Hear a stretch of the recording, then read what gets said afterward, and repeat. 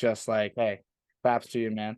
And also, you go around speaking. You have a message, and you've been following this 7 elements of healing that has helped you get to where you are today. And I just think any story where someone can prevail through all these struggles and fights like this is something that people should hear. So, and especially people my age who like have sometimes yet to really hit those boundaries. You guys are invincible. Yeah, for now, that's what we think. So I think yeah, it's you think good you're to hear. invincible, right? Right. So I guess first things first, I just want to talk about, I guess the reason I found you is that you had survived cancer 6 times. So I want to hear just, give me and everybody a good idea of like when this happened, the cancer, Yeah. and everything. Well, thank you, Dano. Good Yeah. name. Yeah, no, right. Yeah. Dan. Well, look, I was following the American dream, just as you are. Mm-hmm. And that meant you go to college, get a good education, so you could work and make lots of money, so you could buy stuff. But not only that, so you could look shiny and bright to the prospective wife that you might want to win over. Yeah, yeah. And then you can win, you win her over, and then you get a house, you have kids, save for your retirement, because that's important. And then you live to become a granddad, and then you set off to the sailing sun and die. If you want to sum it up in the Catholic religion, suffer, die, and get buried. Yeah, yep. So I was living that dream. And it wasn't until I was 29, I had already checked off a lot of the boxes, and I was definitely looking at my retirement, putting money away or setting off to vision a future in that hedonic pathway of, wow, I want 2 houses and 4 cars and a picket fence and 2 dogs and, 3 kids and, whatever that vision was programmed into me. But at 29, I was really, really, really ill. And it prompted me to get a biopsy on a lymph node right here in the collar, the lymph node right here. And for those of you who are listening, it's right in the collarbone. They call it the clavicular fossa. So I got a biopsy, and then I had to go meet with a oncologist to find out why was I so sick. A kid that, definitely partied hard. Yeah.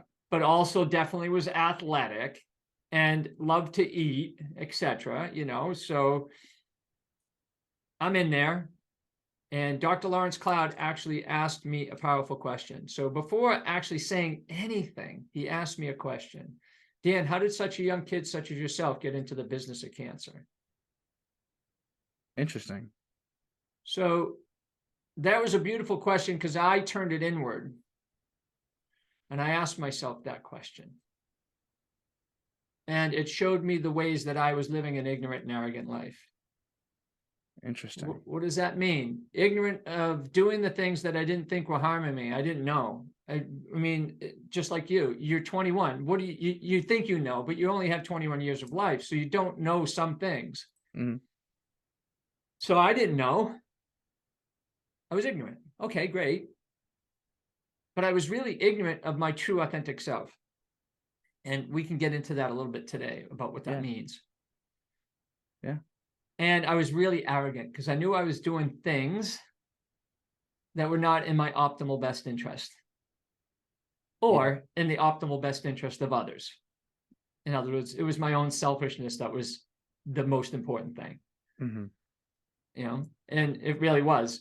If I could get what I wanted from the world, then that makes me happy. Yeah. Yeah. Right. Well, that all collapsed. That makes sense. I have a question though, before you keep going. So I know you said like it's like like treating yourself in your selfish ways sometimes can be like a thing that we're ignorant to. And I just want to know what your thoughts are, because I've been running this idea around in my head. Like sometimes acting selfishly, because I know I didn't give you a chance to specify what exactly that meant, but acting selfishly, acting in some of your own best interests can be what's best for the world around you. Yes. Like growing yourself to be the best version of you can be what's best for everybody. So, like, I guess like in that scope, with that in mind, like what are the things selfishly that you felt you were doing that? So there's two selves. Okay. Here we go. So there's two selves. There's the self that you want to be in the world to protect and preserve the goodness of man, Okay. the goodness of you, to be noble, to be virtuous. Okay. In other words, to take the high road. Yep. There's that self. Then there's the self that is just interested in pleasure, the hedonic self. The hedonic. Good word, by the way. The hedonic self, the one that's just concerned about running away from anything that's discomforting or painful and just going after pleasure. So satisfying that over and above the part of the noble part, taking the high road, knowing what's right and doing what's right, feels lousy. I'm gonna do what's wrong and bad. I'm gonna be the bad boy here. Yeah. And that's the selfish part. Okay. I see what you're saying. So I'm not thinking, yeah, I'm only thinking in terms of I only want to be with this person because it fills my needs. Yeah. Okay. And like also with that, like I guess what would like be some acts you consider part of the like hedonic self? Drinking in order to get drunk. Okay. That's one. Yeah. Smoking pot in order to get high and change the reality. Because there's too much pain that the person is experiencing, so they have to change the reality. So that's one way to actually avoid becoming into your true self. Mhm. It's one way to numb it out. Food is a big player, right? The food you eat. There's also an expression of numbing out this part of us, Mhm. right? Comfort food is really a way of saying I'm just going to drug myself because I'm in pain somewhere that I don't know. I'm ignorant of my own pain.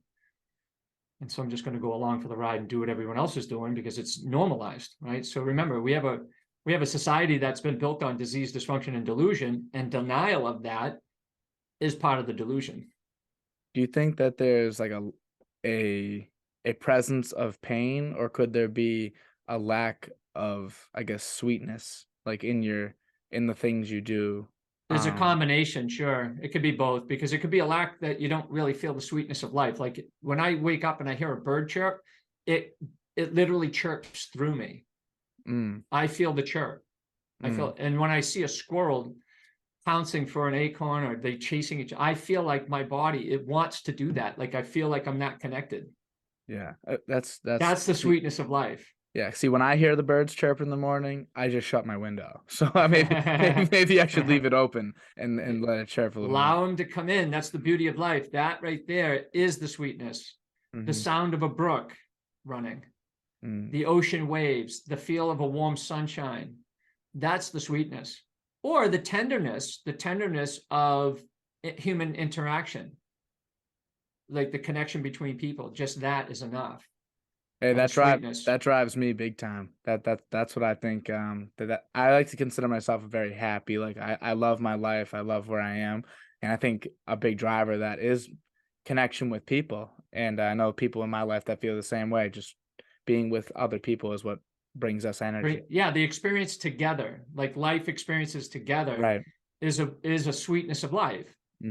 Now, if we're doing it for good, if we're coming together and we're thinking, how can we make a difference in this world? Because it's not really the trajectory of it is how's it going? And there are certain things that aren't going that well. So we want to make a difference in the world. So when you come together and you do that and you be a force for change or transformation, that's even sweeter. right. Okay. And that's why you're doing this podcast. Right. Right? It is. I guess. And so when you get some feedback from people saying that podcast was awesome, it's like, it feels good, right? Feels real sweetness. Good. There's your sugar. That's a dopamine hit. But it has no side effects. There's no damaging side effect. Yeah, except for my ego. Well, if you can't get your head through the door anymore, then that's a problem, right? Yeah, right. Luckily, that hasn't been too much of an issue. But every once in a while, it's still a small podcast. But every once in a while, you get the compliment, and it's just like that'll let me run. That adds another 50 episodes onto like what the total will be. It's fuel for what you do. It's incredible. So so there's two selves. Just summarizing, Yep, there's two selves. The selves that who do you want to be in the world, right? And who are you being? And usually there's a gap. So where you are right now and where you want to be is a gap. Okay. And in that gap, we want to close that gap. Okay. And so we have to control the cells. We have to have mastery over the self that's down here that's saying, no, I don't want to change. That's hard. That's uncomfortable. We have to enter some discomfort in order to grow, right? And close that gap. And so we also have to have the discipline to do the things necessary to achieve who we want to be in the world.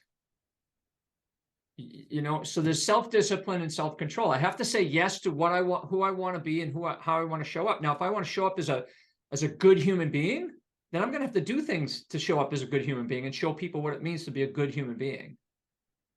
Right. But I also have to fight internally about that other part of me that's saying, you're such a goody two shoes, Yeah. Right. You're so good. Right. And yep. So that's that little war going on between those two cells, between saying yes to that and saying no to this. You could even just do it with like sugar. We know sugar is not a good food for the human body. So can I say yes to a steak or say yes to something that I know is wholesome for me? And therefore, I also have to say no to the things that don't offer me optimal health and well-being. Yeah. So we have that war going on between us in that area too. So do you feel like this, like a lot of this idea of, I guess the two cells and just the idea of like you were doing this onto yourself, did that click along with that question that the doctor asked you? Like, how did you get into the business of cancer? Or is that Well, something it that did. you have to kind of wrap around like over time, like after? Yeah, it was a wraparound. It was definitely an aha moment, whereas the real number one thing is I was responsible for my lack of conscious choices for being in that office. Mm, Now, there's also unknown factors that we have to give grace to. yep. But I know that I was drinking myself under tables Yeah. in college, Yeah. snorting cocaine until I didn't know how to stop. Yeah. That's not optimal for my well-being. That's actually a coping strategy for the pain I didn't know I existed. Mm-hmm. And do you feel like it manifested in cancer, like in a literal sense, or do you feel like that was like almost like a symbolic of like, oh, I wasn't paying attention enough, and maybe if I had been more healthy, maybe none of this, I wouldn't even be here. Well, it just showed that there was definitely a lack of consciousness Mm. and a lack of, I call emotional integrity, or even emotional literacy. So those were all being knocked on the door to say, hey, wait, we got some work to do. You got shit in the closet that you got to take out, right? And take a look at. Mm-hmm. And so cancer was never expressed as the disease. Cancer is actually not even a disease. It's actually a survival mechanism of the body.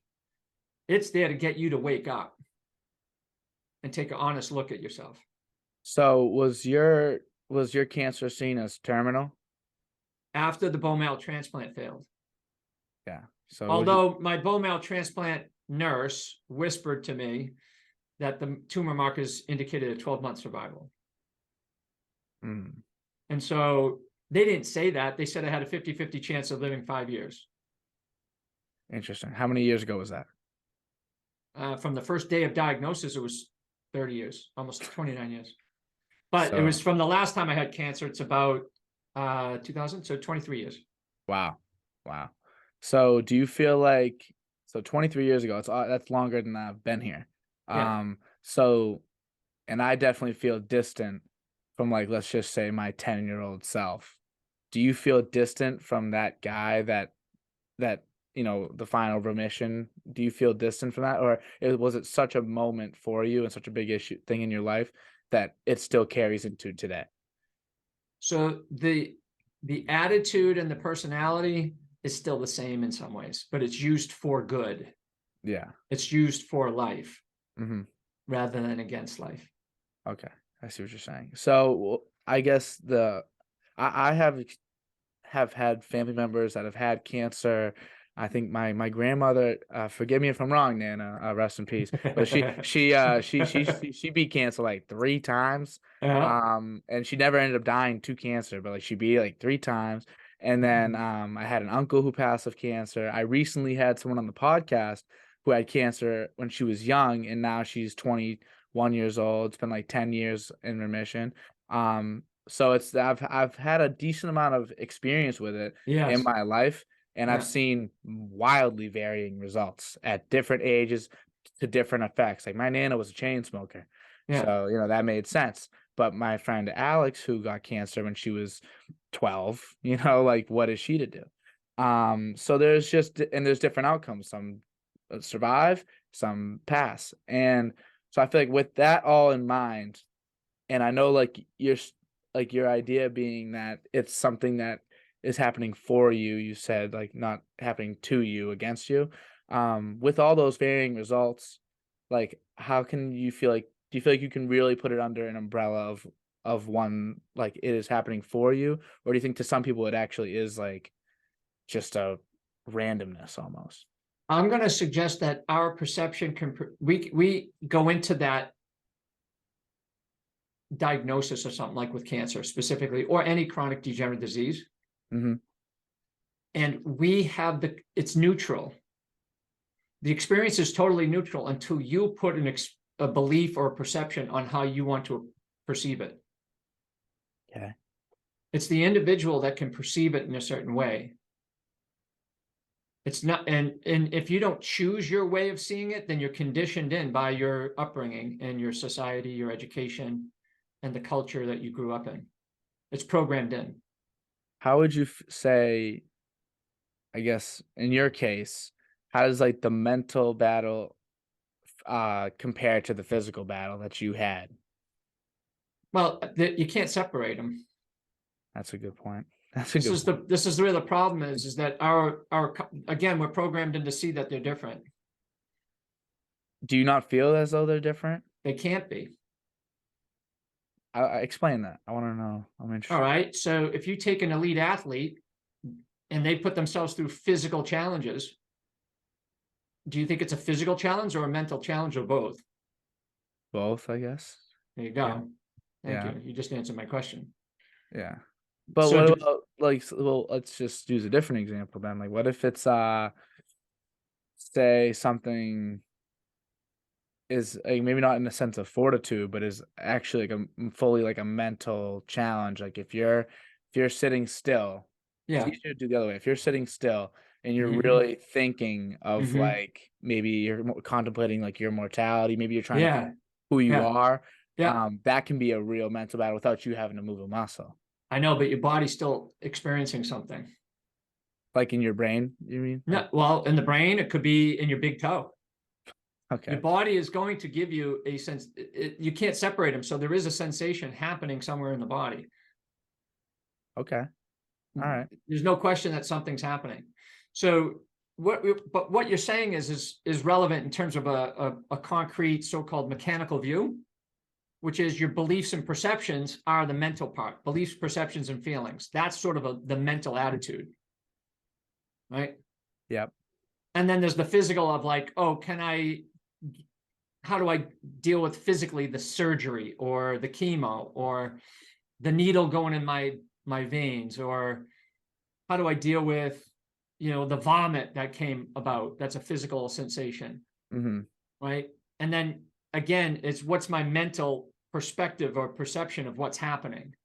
So yeah, I can see that my beliefs and feelings could be different from the physical body, like the bone structure, right? But I do know that your mental attitude, if you smile, your body, it actually stimulates the immune system to function better. Yes. If you're frowning, it depresses the immune system. Mm-hmm. So there's no separation. Yeah. Do you feel like there's maybe not a separation, but there can be different degrees in a sense of I guess, and not to divide them mentally and physically, but like maybe like your emotional challenge may not be equal to your physical challenge at that moment, or maybe your physical, like maybe I'd be like running around playing basketball, doing a basketball practice, and it's like a very strenuous workout, but I know like mentally it's all gonna be okay. And maybe like so like while I am struggling, they are together and like it's kind of like a pulley system. Yeah. It's not necessarily to the same degree all the time. Well, it depends on the challenge. So if you're challenging yourself within the scope of your ability, Yeah. then your mental self is going to be a little quieter. But if you're in a challenge that's beyond your skill, your mental challenge is going to be a little bit greater than maybe the physical part. Yeah. Yeah. Does that make sense? That makes Because sense. your challenge is greater than your skill. So you have to Okay. like really like, it's like, I guess, focus. It's a lot of focus. Yeah. So if someone's diagnosed with cancer, that's a challenge they don't have the skill for. Yeah. Yeah. Right. And so what happens is we don't have life skill training in our educational system to deal with obstacles in our lives. That's true. Very true. It's totally missing, because I know that I went through 17 years of school and I had no idea who I was, or what I was in spirit, who I am in personality and character, and what I love to do for the sake of doing it. So that's a bad investment. Yeah. Yeah. And 30 years later, nothing's really changed. So I feel it's like a lot of my, if I have had any learning in those areas, it is from, I guess, internal, like just, or even just like life things that have happened around me, my own internal like thought process is what brought me to those, I guess, moments, not so much the education system whatsoever.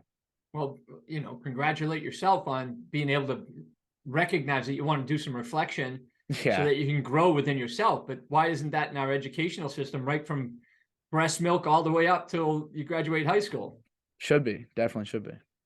It's the major part, right? Because if Mhm. you come into contact with cancer, well, if you show up and you say, hey, this is happening for me, I know there's something missing in my life, and something in my life has to go if I want to learn to grow. Yeah. And we're here to survive and grow. Mhm. So Right. So how long were you in that fight with cancer? Like how long, like when was the first day diagnosis versus last day? the actual process of cancer was 1994 to the end of, well, May of 2000. And that's when I left the medical model. Mm. Mhm. So I went through, I wanted to answer that question, and I only knew that the medical model was going to buy me time to answer that question.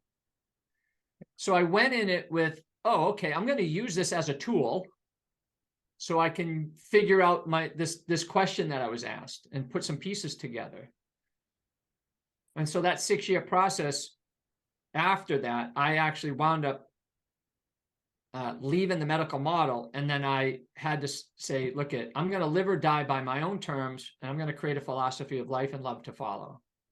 And that summer, I did that. And in 5 months, I got rid of the tumors. Wow. So do you feel like that's something that everybody can do, or is that like just it takes a certain person to do something like that? Well, you're asking is a couple of things. Mhm. Yes and no.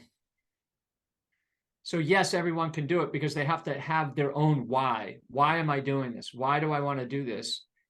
And no, because your how is going to be different than anyone else. Like how you go about doing it Yeah. is going to be different, but I think the why is the same or has similarities. Yeah. Okay? Why I want to survive. Why I love life. Why I have 4 kids, or why, it's for love usually. Yeah. Yeah. Yeah. But love is usually the purpose, right? So when you have that why and it gets big enough, then your how follows, but everyone's how is going to be different. Even if it's slightly different, it's still going to be different. Your attitudes are going to be different. Your beliefs are going to be different. Your approach to things are going to be different because your experience is going to be different. So it seems like for you, you draw off of the good that is around you and in your life. Like you said, love was like was a driver for you to really to I guess overcome cancer. Do you feel like that is something that like that has you were prepared for going into it? Like you had a system like where love was like a driving force of energy for you that you just didn't know really was like the purpose until cancer. Like, did you feel like it is something that was important to you beforehand? I don't, prior to all that, I don't think I was aware of any of this. Mm, I was just running the script, the program from the American dream, and living sort of vicariously through Hollywood or through, whatever media I was programmed in to follow. yeah, But I knew deep inside I was a kind human being, yeah. but I wasn't kind all the time, Hmm. and I know that there was places that I could have been more kind to my own body and mind, right? and treating this as a holy temple, So if God was going to come over to your home or your college suite, what would you do? Would you like spray paint it and take a shit on the floor? What are you going to do? Are you going to like make everything neat and clean and God comes into your room? I mean, what are you going to do? Right. Probably spruce it up a little bit. Yeah. Spruce it up. I might put a little, frankincense in there. Right. Yeah. I might roll down a rose petal, garden. I don't know, but you're not going to mess it up. Mm-hmm. Well, if you want God to enter your life, and folks, I don't mean God as a person, place, or thing. God is just the essence of life force, or the mystery of life, if you want to use that. So invite him in, invite her in, invite God in by taking care of your holy temple. Mm-hmm. Yeah. In what ways do you feel like you now take care of yourself? And do you still find yourself having to fight off like the hedonistic part of you? Well, that's always a battle in some ways, but it's not something that I'm afraid to dip your toe in. It's just you don't lose yourself in it. Mm-hmm. I don't lose myself in it. Whereas before, if I had a cocktail, I wouldn't know how to stop. Yeah. Like I would just go until crash. Yeah. But now I can dip my toe in and have one and stop. Do you think it's because of you've added, like, I don't know what you do for your maybe physical fitness, like your mental? Do you read? Like, obviously you said that they're together, so let me stop separating them for you. I don't know what it is that, like, what are some things that you've added to, I guess, like the good stuff that you've added since? Well, I think self-knowledge is absolutely the best knowledge you can get. Right. So it's knowing who you are and what feels like is driving your purpose in life. Why are you here? Mm-hmm. That's a very big part of it. And so my life has been shaped by my experiences to make a difference. So I want to make a difference in the world by obviously contributing to the eradication of chronic degenerative disease as part of the human experience. And I saw on your website that you said the 7 elements of healing were a very key thing for people to learn in order to maybe fight those types of fights, or just achieve like a greater life in general, So a you more could say, connected life. it's more or less a framework, because remember that's the American script. That's a framework that we live by. Yeah. But nobody questions it. Mm. Right. So I had the opportunity to question that whole script and actually that framework. And so Leonard Orr is the gentleman that actually wrote a book on the owner's manual on how to live essentially immortal. And what does he mean by immortal? It means fearless, without fear of death. Like first you have to give up this fear of death, physical death and psychological death. And then you're free. So the external world can't touch that part of you, just like Nelson Mandela might have experienced in prison, breaking rocks. He was not able to be touched. He was free, actually, in prison, which is a paradox, right? Yeah. He was more free in prison than he was outside of prison. So there are plenty of people that demonstrated that. And so that's the education that we're trying to forge for ourselves, is how do we actually break down enough? And so Leonard Orr wrote the book, The Owner's Manual, and his whole message was about healing the traumas within, heal your traumas so you can live fearless and restore your relationship with the physical, the immortal self inside your body in this lifetime. Okay, now that's a lot. So people, I don't expect everyone to go that deep. But in general, he laid it out that the 7 elements of healing are a relationship with the elements that we are made up of. And so I personalized it. So you've got the earth, water, and air, and fire. Now, those are 4 elements of nature. We can see those. You got the structural components of the earth, and you got the water flowing, and you got the air, and you got the sunlight, and you got fire, right? So we know that we're part of that. Now, we need a relationship with that.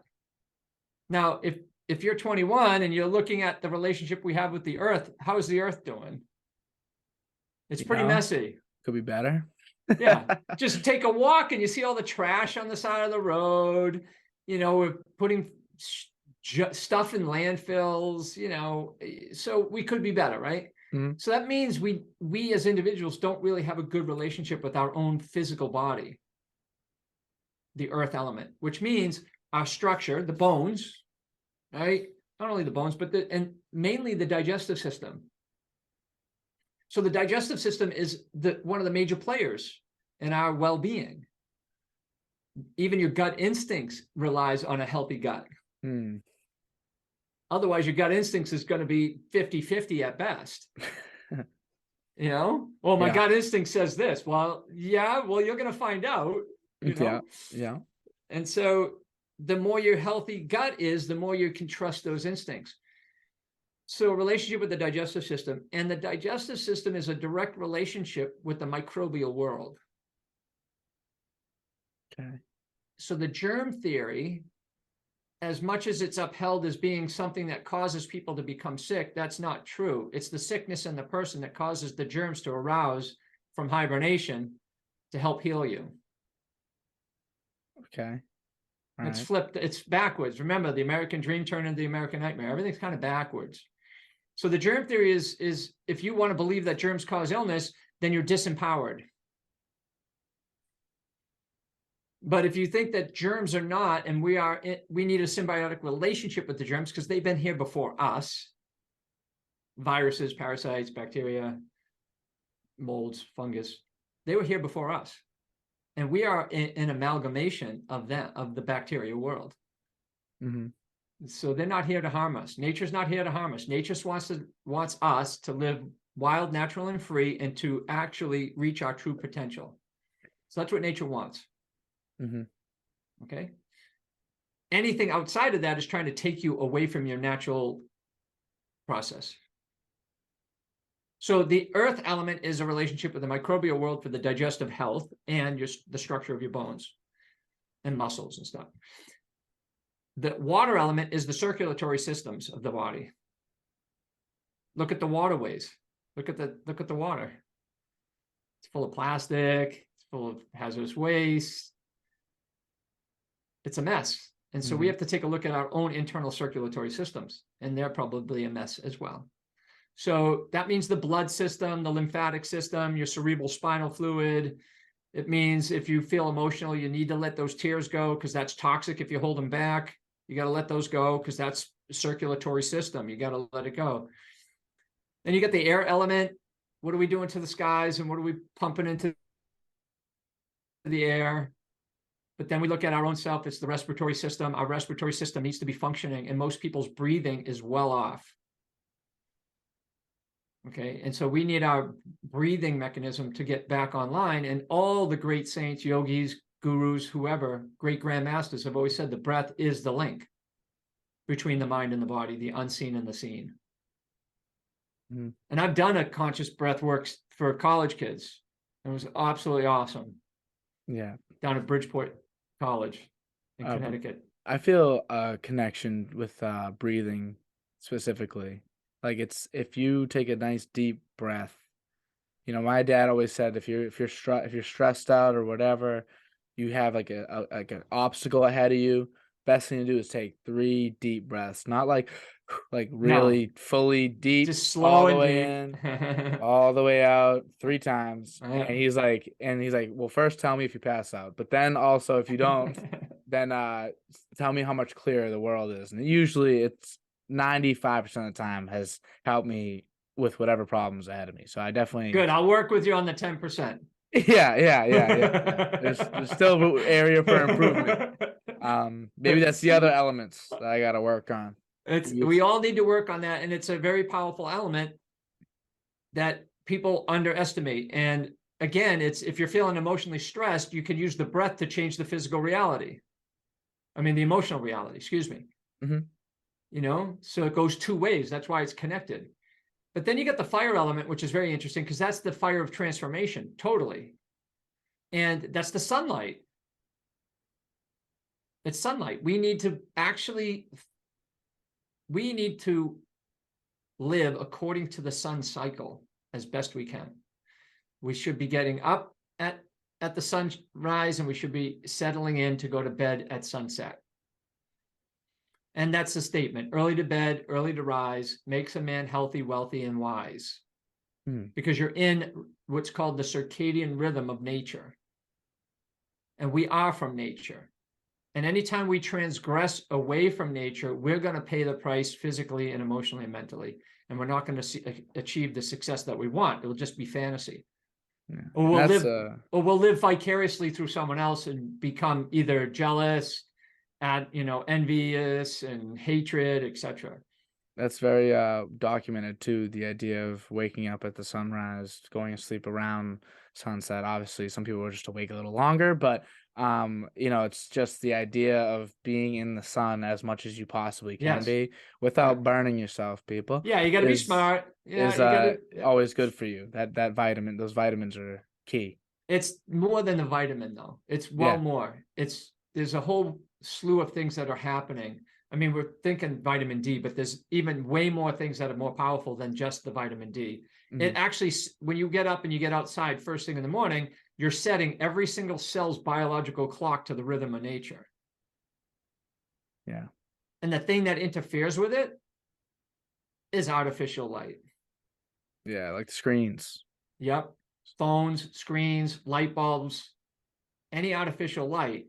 Because I know if you try this, Dan, and you go home for a couple of days and you don't turn any lights on at all, no screens, like once the sun is starting to go down, no, you can't have any electricity on and see what happens. The body's going to say, I have nothing to do. I'm anxious. I just want to go to bed. You gotta wait because you want the next day to come. You want the sun. You want sun to be up. I'm going to sleep this off. Yeah. Yeah. And so anything that disrupts your fire element is really problematic all the way down through the other elements, because the fire element affects the nervous system and the hormonal system directly. And that's your capacity to regenerate, rebuild, and restore your body. And that's why sleep is where you heal, or rest, sleep and rest. So that's an important element. And then you go into the mind. We talked about that, right? So the mind is, for me, you just got to have your own ideas about what the mind is for you. But for me, there's three minds: the creative mind, the academic intellectual mind, which might include like memory and, recall or whatever other aspects of knowledge that we gain. But then there's the emotional mind. And all three of those are powerful. The creative mind is really the imagination. The imagination is the most powerful. Now, you can use your imagination for good and help humanity and help everyone to flourish and thrive, or you can use it to be destructive. Okay, and that depends on if your heart is set on something, and that's the next element. So that's your mindset. Is my mind set on doing the noble thing and doing my best to be in integrity with protecting and preserving the goodness of life and the goodness of man, moment to moment to moment. And that means it comes to the love element. Now, everyone should consider really meditating on what is your definition of love, because we don't really have an understanding. Sometimes people think that lust is love, right? Some people I've worked with think pain is love because they grew up in such a painful environment. They thought that that's what love was to be in pain all the time. It's crazy. So when you start to actually give them love and nourishment and nurturing, it's painful to experience that. So love is the element that makes it all worth it. It's, like I said, it's the purpose for living. And people are trying to find it in some certain places, but for me, it's having a good relationship with my soul is the ultimate expression of love, because that's what I'm sharing with the world, is that relationship. Or am I having a relationship with all my demons and I'm sharing that with the world? And, spilling out gossip and hatred and violence and disrespect to everyone's opinions, and feeling very, hypervigilant and easily offended. It's like, no, that's crazy. That's crazy stuff. So love is the purpose for living. And the last element is not really an element of nature, but it's an element that makes it all work, and that's rest. So you talked about some self-reflection time. Rest really involves stillness and silence, spending time in stillness and silence with your own soul, with your own self, with your own thoughts, so you can critically think and assess your own life and create the life you want to live and the person you want to be in the world. And there's also active rest. And so active rest is doing your activities, but using the least amount of effort for the maximum effect. So that's Qigong. They want you to just move according to what you need to move. You don't need to waste energy on clenching a pen or squeezing a cup so tight, or slamming cabinet doors, or, just use the least amount of effort for the maximum effect. And then there's sleep, which is a very big player. Yeah. In terms of that. And that's ultimately, I think, where college kids lose it. The 21-year-olds lose they forget that, right? But let's face it though, Dan, if you were actually a professional player right now at 21, which is not uncommon, every day's the Super Bowl. And so you're not going to stay up late and go partying, right? You want to perform. I want to perform at my best tomorrow. Why? Because I want my teammates to perform at their best. So why not represent that? Yeah. So what do I need to do to perform at my best? And if you have a relationship with all the elements, that makes it easier. If you have a framework that you create, it makes it easier. Yeah. Do you feel like, so that can be a big undertaking for someone to build that relationship, especially if it's all out of whack with everything. It can be difficult to build that relationship with all of these elements. Do you feel like there is like a starting point, or like maybe some preferred starting points to maybe put yourself on the right path that people should be taking, or what? Yeah, of course. I think first it's taking stock in what do you want? Like, how do you want to live your life? Because then you set up your own sort of how you're going to live life based on what you want to accomplish. Like, what do you want to see, right? But if you don't have that North Star for yourself, then it's going to be harder to uphold some of those other things. So if you want to be healthier and you have a vision for what that looks like, or you have a goal for what that looks like, then it's easier to say, hey, maybe we got to now look at mastering the fundamentals. Right. What are you eating? Are you moving? And how are you moving? What are you doing for movement? Are you breathing? What are you drinking? And how are you sleeping? Right? Those are the fundamentals. Yeah. And so really it's about getting your life force up so that you can activate this thing we call a soul force. The soul force is using your life force for good, or what's really important for you. So if you don't have those things, Dan, it's going to be harder.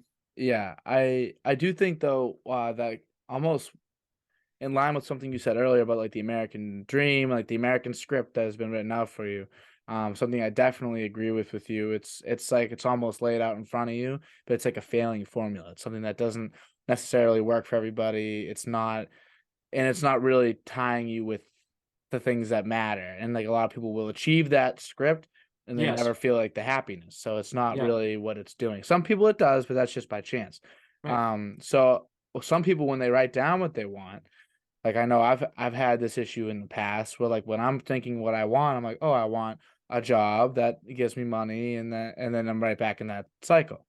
So I guess also, even before putting down what you want, how can you, I guess, find the proper way to associate what like America, I guess, since it's here, wants from me versus what I want from me? Like what well, that's a great question. It's always finding it, is there a problem in the world that you can actually cultivate the solution for?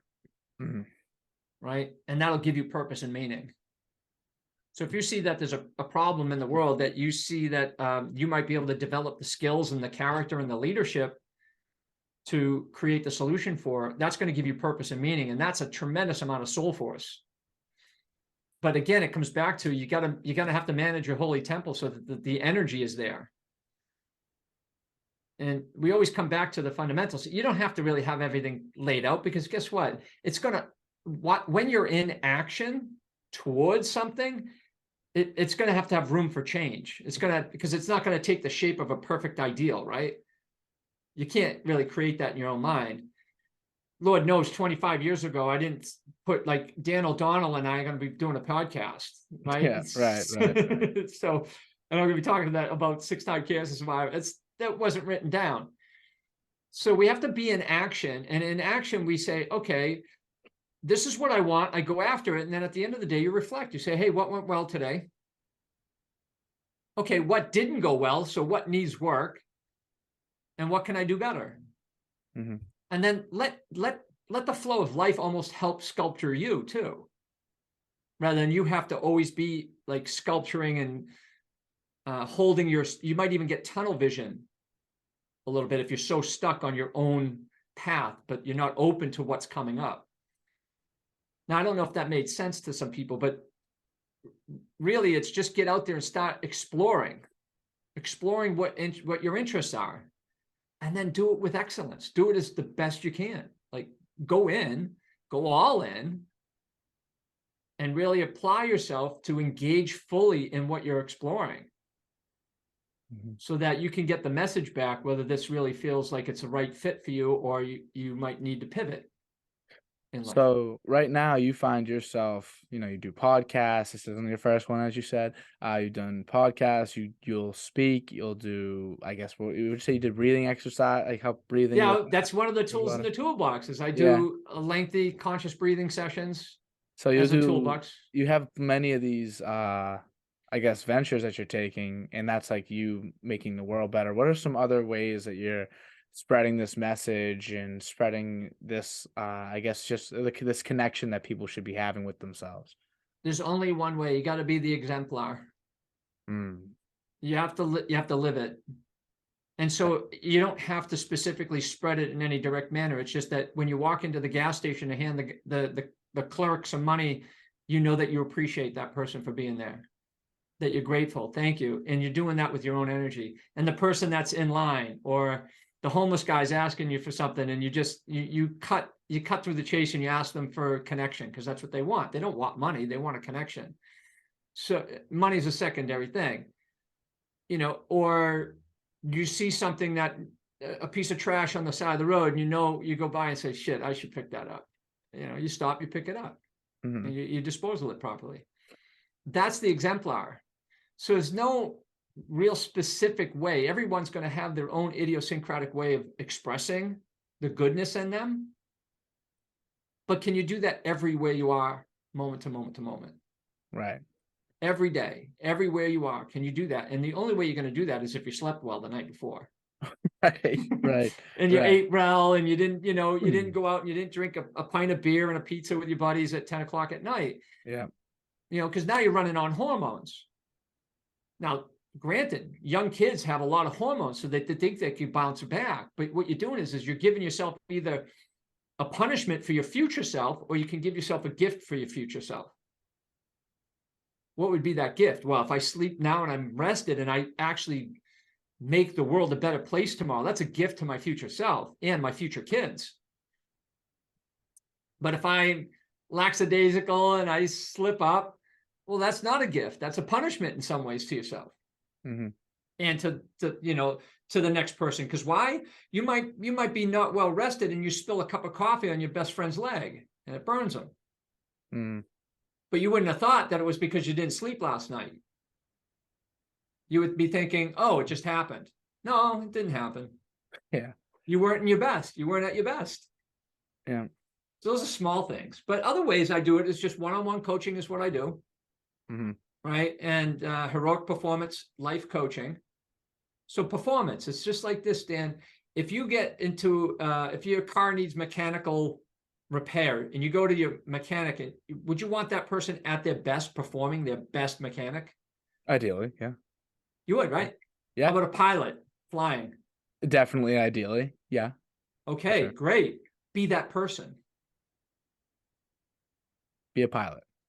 No, be the person. Be the person that someone says, hey, I'm coming to Dan to go out to lunch. Great. I want you to perform at your best. Be present. Don't have your phone on. Connect. Yeah. Be reliable and be reliable. Yeah. Do what you say you're gonna do. Yeah. So people can trust you. Yeah. That's a big thing. Perform as a human being at your best. Right? So that's performing, heroic performance, life coaching. Life is, what's your energy like? What's your work life like? If you're a student, that's your work, but you might also have work. And then what's your love? What's your relationships like? That's life. Yeah. Are you healthy? Are you wealthy? And are you loving? And it's going to take heroic courage, because society set up the opposite, to make you a victim or a villain. Yeah. I was just going to bring up something that kind of falls under that. I feel like a lot of times something will happen, or like, someone will, like, say, like, you're working at like a restaurant, and like, you get called in last minute, like, hey, we need your help, and like whatever, and then you're like, oh, this sucks, and then like you'll say to a friend, oh, this sucks. Someone will say back to you, oh, well, life sucks. Yeah. You've heard that, I assume. Yep. Yep. um and I feel like you must just despise that saying, and I want to hear your thoughts on when people say, oh, well, life sucks. Well, I mean, it's an opportunity. If you hear that, or if I hear it, it's an opportunity to lean in and Yeah. and not judge it, right? Because I've said it before. Lord Yeah, knows, right? I said it a couple days ago. Yeah, yeah. And so we don't want to see them as the victim. I want to see them as the creator of their own reality, and that they can actually change. So you just say, "Wow, that's interesting. Why are you saying that? Why are you saying that?" Well, because life sucks. And so now you're in this little, like the dog chasing the tail. Mm-hmm. And it's like, Yeah. but why are you choosing that viewpoint? Yeah. What's coming up for you? And usually it is really underneath is, what's the pain that's driving that negativity? The pain usually in your case that you gave me, the boss calls you and says, hey, we need you to come in. The pain right there is the inability to say no, or the fear of saying no, because they think they'll get fired, Yeah. right? Yep. Or they'll let someone down. Mm-hmm. But internally, their body's saying, no, I don't want to go. I'm not ready. No, I'm not prepared. I'm not going to be in my A game. I'm not going to be at my best. Right. And so the courage, the heroic courage, is to answer what is true for you in the moment it's happening. Now, that's a practice and a skill. Saying no is hard for people, for sure. But it's a practice and a skill. Mm-hmm. Right. But it's easier to say yes because it's comfortable, and entering the pain is actually where you're going to grow. And so when someone says life sucks, then it could be like, do you need someone to talk to? Do you really need someone to talk to? Is that what's coming up for you? It Or seems do you like that's or you like can even say, do you have someone to talk to? yeah, it seems like that's like the basic. It's not, but if you were to say something like that back to somebody, like, oh, like, you all right? Like, if someone said life sucks, they'll be like, oh, no, no, no, like, it's just like everyone says that, like, life sucks, like, life just sucks, like, it's almost like that's part of the script It is part of in a it. That's way. true in their script, and that's the environment they grew up in, right? They probably heard it as a kid, Yeah. and it got programmed in. So perhaps what can happen is if someone's saying, hey, life sucks, that's the way it is. Well, that's true in your reality, but you don't have to have it that way. You can actually craft it a different way. Yeah. Yeah. And so that's the coaching and life skills that people, if they're called to it, which many people aren't, they're not ready, right? Yeah. They're not ready. So you have to let them go Yeah. without And judgment. yeah. Yeah. I know in a lot of young people, there's I don't know if I definitely, I mean, my parents probably disagree. I don't think it was ever me, but I think there's like a rebellion built into a lot of young people where, like, oh, it's late, I want to stay up. It's like against whatever is like a normal thing, you want to do the opposite. If school is what everyone's going to, so school sucks. You're supposed to go to bed at 9 o'clock. Well, let me stay up till 4 in the morning. Like, you're not supposed to drink. Okay, let's go drink. It's like, it's all just a rebellion. But So it is in some ways, and I think it's still Gabor Mate writes about it in The Myth of Normal, a book. let me write that down. The Myth of Normal. Yeah. Gotcha. Gabor Mate. It's a very in-depth look at what you're describing is what we've created as a normal culture. And it's far from normal. The actual is opposite true, that kids would not be rebellious if they got their dependency needs met and their emotional needs met at childhood, and their physical needs met. But our culture doesn't do a great job at it. So I don't want to get into length about it, what Gabor Mate says, but essentially that's born out of a culture in which they grew up in. and that they picked it up, not by words, but by the exemplars around them showing what life is about. Okay, and so they heard all those messages. Remember, between the age of 0 and 3, you're in a hypnotic state. Yeah. And you take everything in. Every word is recorded in your body. Everything that you see is recorded in your body. 400 billion bits of information is recorded per second into the subconscious mind. You take it all in, the good and the bad, of course. Mm. And so the child can be wounded in the sense that my parents do not see me for who I am. They don't accept me for who I am. So I'm going to become who I am not. I'm going to rebel against that. Mm. Yeah. And sometimes it goes the other way, that the kid just becomes as the people pleaser. I'm just going to be pleasing everyone to be accepted because I don't feel accepted. Mm. A lot of Right. times from like a negative situation, from a broken house or whatever could happen, a lot of times like very like people that exceed greatness come from a lot of tough situations sometimes, because it's like almost that resenting the bad and just like I'm not gonna be that. I'll show you. Yeah, and like that I'll show you drives them to be Yeah. millionaires and very successful and wealthy people. Again, not that that's necessarily No, because sometimes happiness. they fall out later in life where they don't know who they are. Yeah, Except once that greatness sort of fades off and they're no longer at the top of the throne, then they don't know really who they are. And they wind yeah. up going into drugs and drinking, and they, and a lot of them along the way, they're not the most kind human being to other people that are in sort of obstacles to their greatness. Yeah, because it's such a like deep drive within them to be that great example Right. that they didn't have in a way. But there are people that do it. The Bobby Orrs, Yep. the people that had community charisma, they just represented a good human being and a good soul on the court or off the court, Yeah. wherever they were. They were LeBron just great. James is a good example, I feel Right. like. Yep. Yeah. Just a good Exactly. guy, dad. Yeah.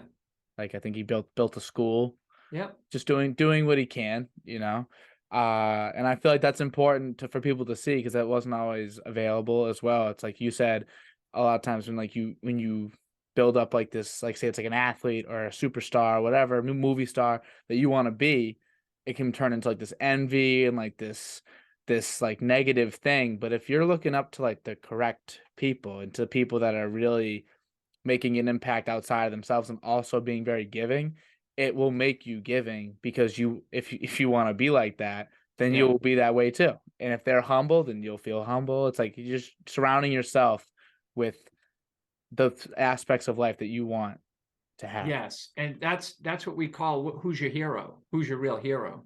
Mm, mm. Do you have a hero? And those are the people we want to emulate in some ways.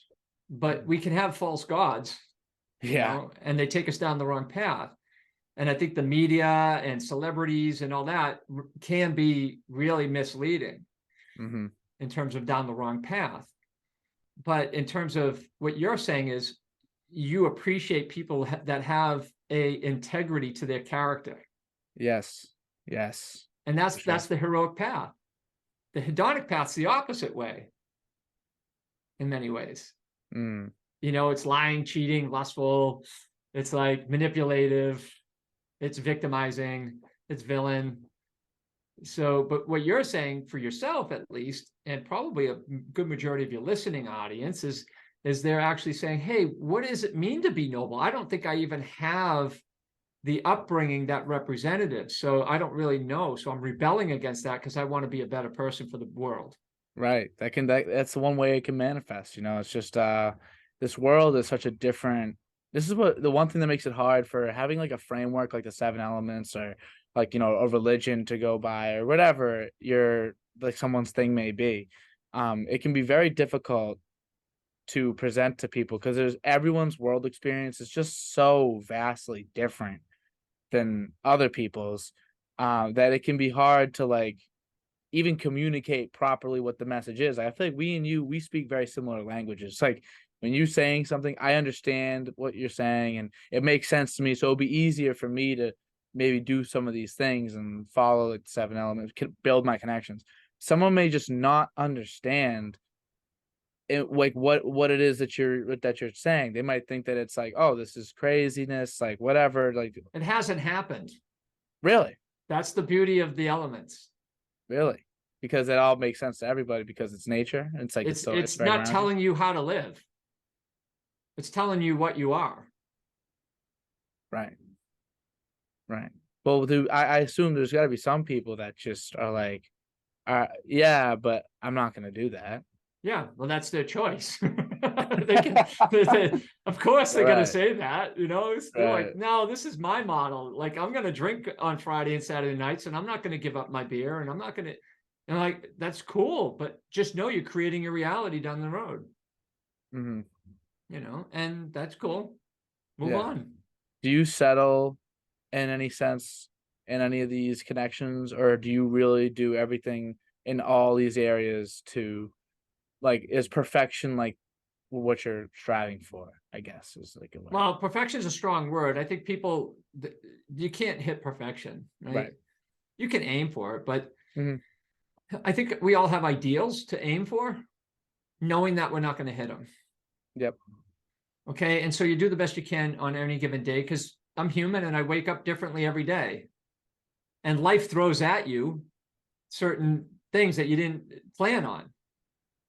So you have to be flexible, but you have to have a structure. So in the morning, I have a structured way of waking up. I do a cold shower, I hydrate, I do some yoga techniques, I do some functional movement techniques. So I have things in place, and I have a dietary principle that I nail 90% of the time, Hmm.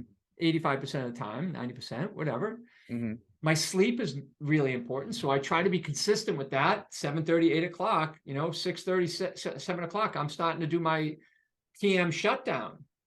So I can get my 8 or 9 hours of sleep. That means 10 hours in bed for me, because I'm not that efficient. But as the summer comes, I get less. I don't need as much. I might get 7 to 8 hours. So that means I'm in bed for 8 hours. Yeah. Yeah. There's more sunlight, right?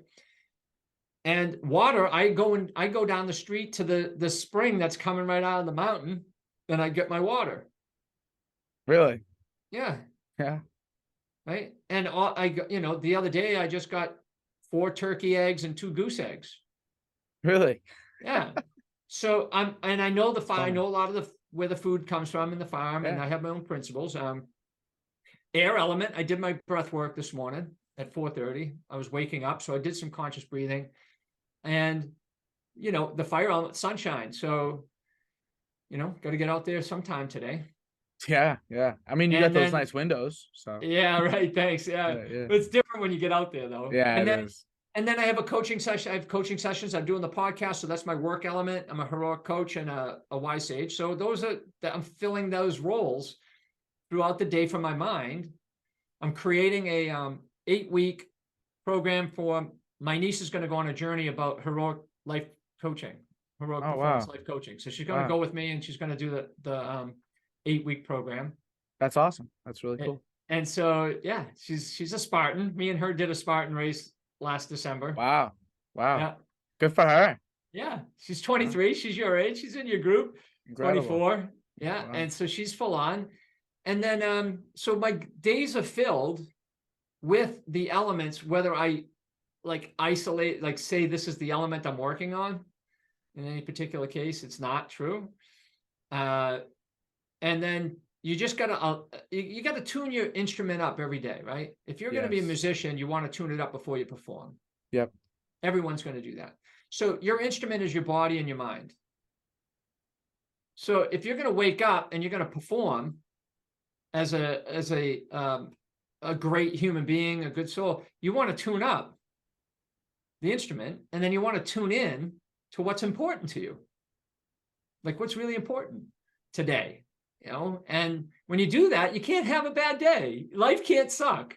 Yeah. Even if something so-called bad happens, you use it as an obstacle to grow by, because you feel good.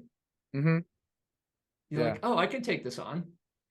So for you, I feel like you've done a lot of like obviously you've had like over 23 years of working, or maybe even more than that from the first day. It's like 25 plus years working towards these connections and building these connections.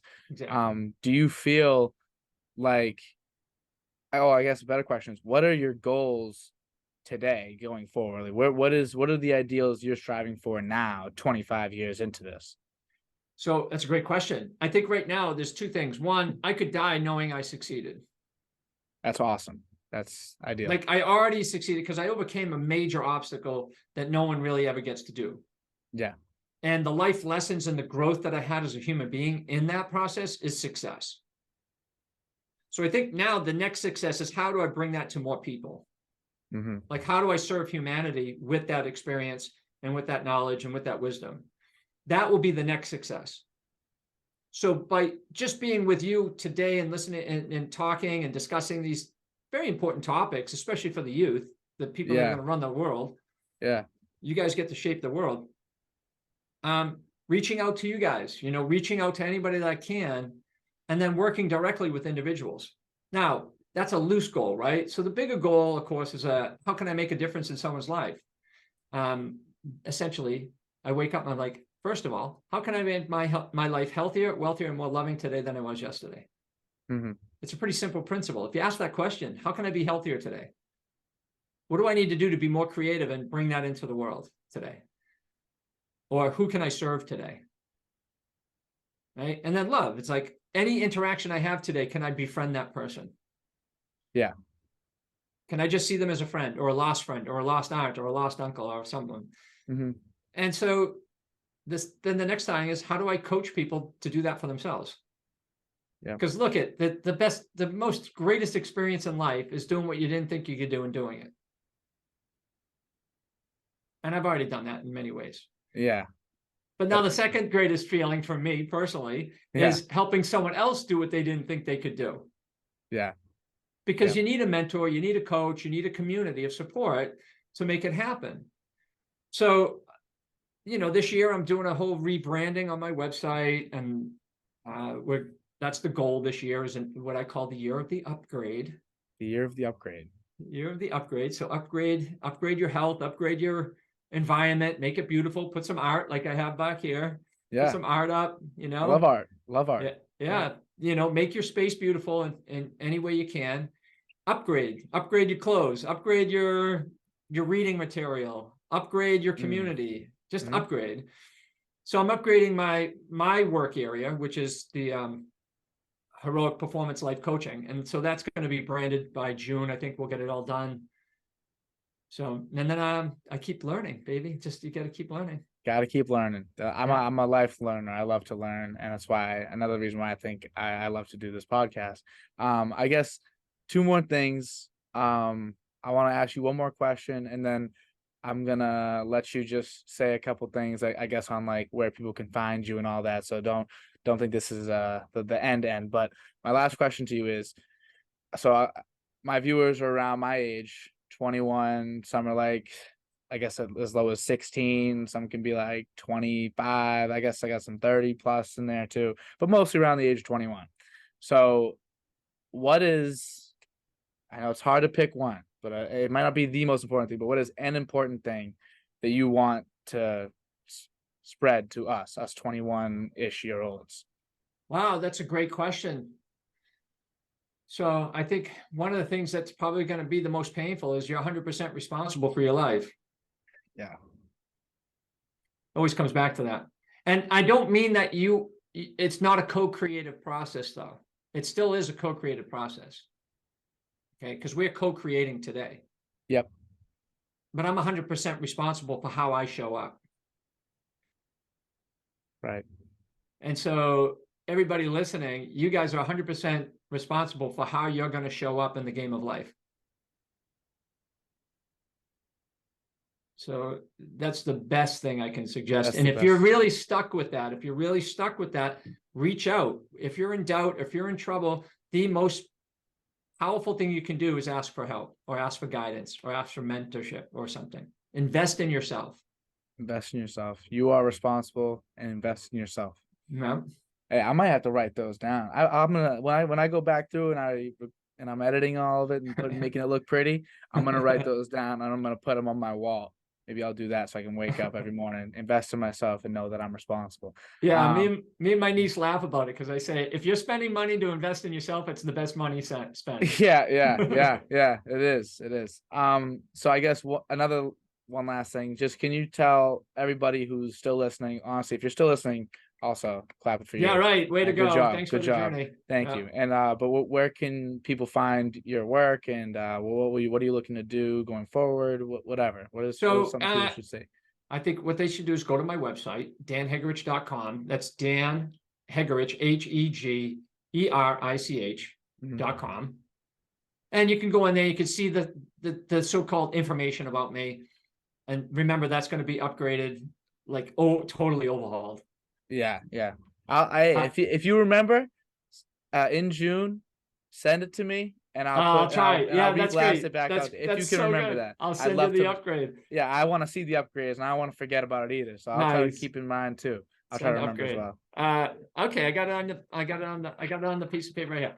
So the next place, of course, I have a Facebook page, Dan Hegerich, Heroic Performance Life Coaching. You can check that out on Facebook. And that's a business page that we just created, but that's going to also be uphill. Everything's going to be upgraded.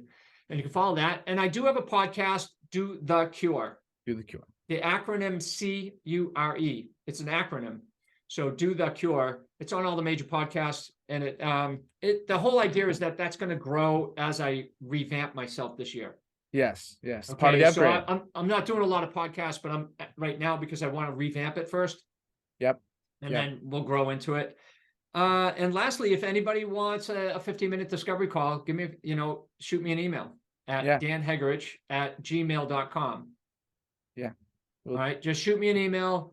We'll do a 15-minute discovery call. I want to just lean into what's going on inside you, and let's see if we could just set you straight a little bit. He's very easy to contact, folks. He answers very fast. He's a timely guy. So it always it's just when I'm tuned up and tuned in. Yeah, when he's tuned up and tuned in, when he's upgraded, it's gonna be even better too.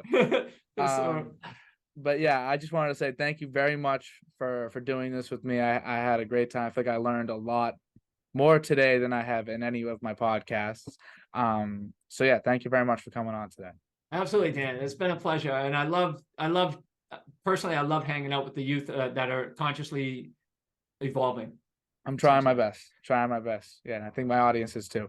So awesome. Thank you very much, and everybody that watched, thank you too. And goodbye. Have a good day.